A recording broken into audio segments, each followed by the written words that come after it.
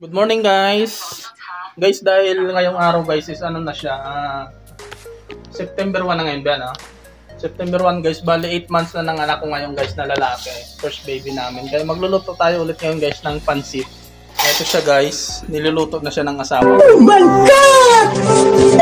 Magluluto dapat kami ng sinigang na baboy, kaso nga lang, yung baboy kasi guys is frozen pa. So inuna na lang ng asawa ko lutuin itong pansit. Kasi syempre, kaysa naman mag-aantay pa tayo na lumambot yung baboy kasi hindi pa siya nahiwa.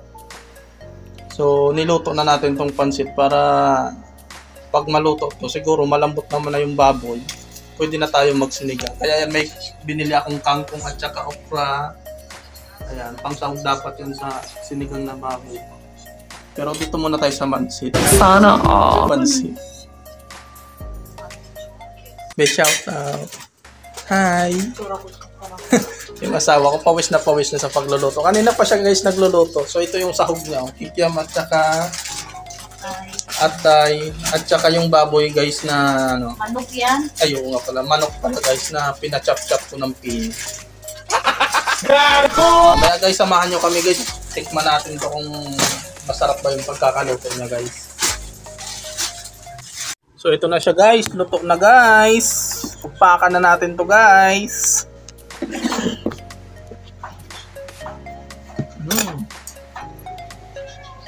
Grabe pa, chopstick pa.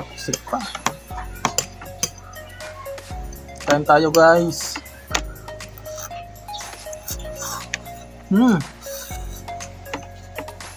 Perfect. Sirang-sira na naman guys yung diet ko nito. Kailan ako lang. Tinik ng manok. Plus atay. Sarap. Ito namang kikiam.